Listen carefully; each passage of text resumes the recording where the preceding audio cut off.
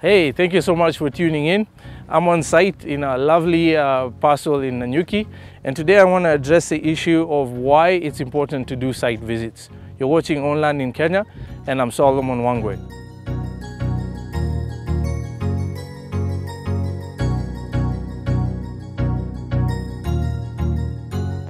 Two main reasons for doing site visits, in my view.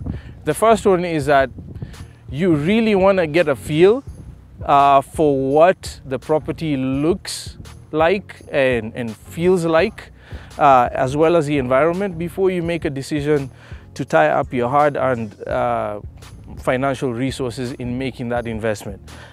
This is one of the key factors that determines where we invest. The documentation may be right, everything might check out, but if the place doesn't feel right, we just won't invest. And that's critical. You need to be absolutely sure that where you're investing is where you want to be in the long term, depending on, of course, your reasons for investing. This becomes especially critical, obviously, when you're considering a place for building a residence where you want to settle. But this should be true for any reason, because at some point you're going to sell that piece of land, and if you can't feel compelled about its desirability, it becomes very difficult to communicate that to someone else. That's the first reason. Secondly, it's a legal requirement. When you do sale agreements in the transaction process, you want to buy a piece of property, there's usually a clause in there that says that you are purchasing the property as is, where is, meaning you're purchasing it in its current condition as it was shown to you or represented to you, and no improvements would be made, and that you're signing off that you're okay and you've inspected the property.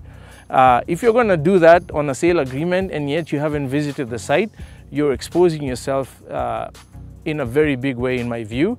And so it's critically important that you have visited the site. And if you can't visit the site, if you're in the diaspora, like probably about half of our clients, and you still want to make an investment because time is of the essence with property transactions usually, you can send a loved one or someone whose opinion you trust, a competent person preferably, someone who understands investments, to come and visit the site on your behalf. Could even be your advocate who's going to be representing you in the transaction.